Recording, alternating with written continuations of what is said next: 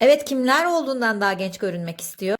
Tüm cilt tiplerine uygun olan, cilt tonunuzu açacak, sizin lekelerden kurtulmanızı sağlayacak olan ve cildinize o gerekli olan nemi, kolajen desteğini verecek olan süper bir maske yapıyoruz. Maya maskesi. Ama maya maskesini bu malzemelerle kullandığınızda cildinizi de beyazlatmış oluyorsunuz. Hem germiş oluyorsunuz. Çok daha etkili hale geliyor.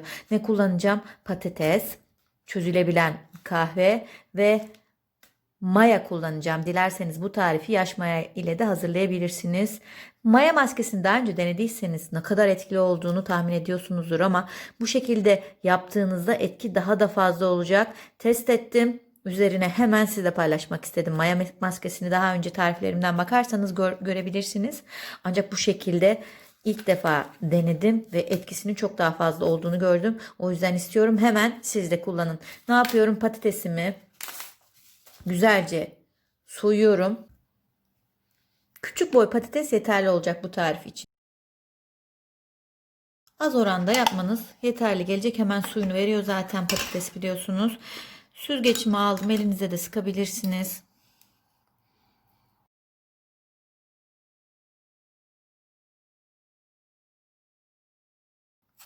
Yeterli. Çünkü tarifimizi bir kullanımlık yapmamız gerekiyor.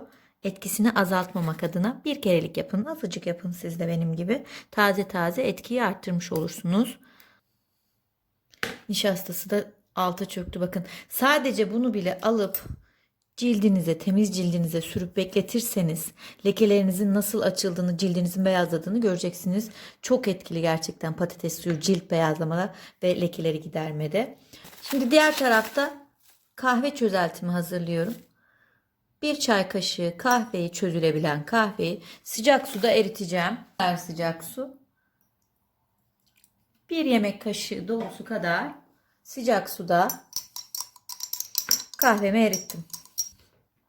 Kahvem sıcak, patates suyum soğuk. İkisini birbirine şimdi karıştırıyorum ve karışımım ne oldu? Ilık oldu. Bana da zaten maya maskesi için ılık bir sıvı lazım. Şimdi bunu elde ettim.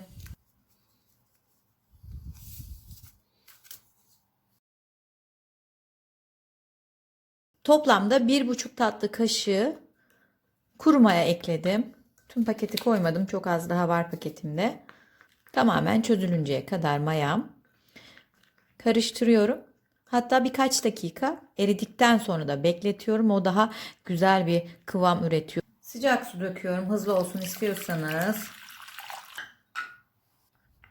Evet, kuru maya granülleri tamamen eridikten sonra kabımın içerisinden, sıcak su kabımın içerisinden çıkartıyorum. Tüy çıkmaya meyilli bir yüzünüz var ise bu maskeyi çok fazla yapmayın. Ancak içerisinde kullandığımız patates suyu ve kahve bu sorunu da biraz daha aza indirgiyor. Ayrıca normalde maya maskesi kötü kokar. Sürdüğünüz hani dayanılmaz bir koku olur. Tamam, çok güzel gelir cilde ama o kötü koku bir süre sonra dayanılmaz bir hal alır. Kullandığımız kahve o kokuyu da aldı. Mis gibi kokuyor. Hem etkiyi arttırdık hem kokuyu bastırdık. O yüzden bu tarif diğer maya maskelerine göre çok daha güzel bir maske.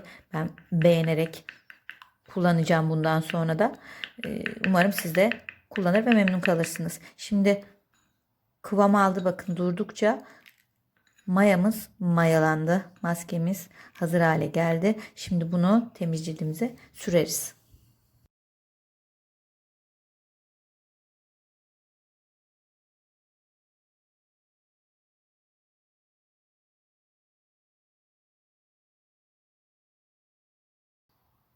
Tüm yüzüme birinci katı sürdükten sonra bir 5 dakika bekliyorum. Kalan maskemi ikinci katı uygulaması olarak tekrardan süreceğim. 5 dakika sonra ikinci katımı sürüyorum. Yüzüm gerilmeye başladı bile. İkinci katı sürdükten sonra da 15 dakika kadar tekrar bekleyeceğim.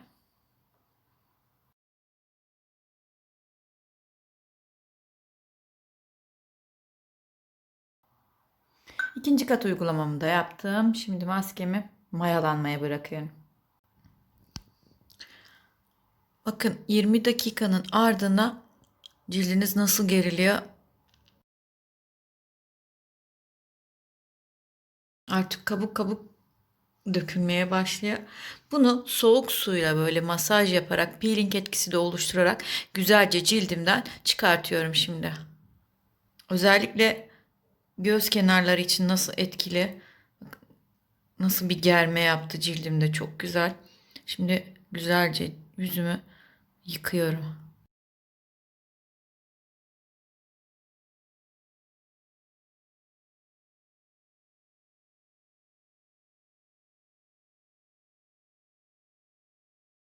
Oldukça etkili, güzel bir maske.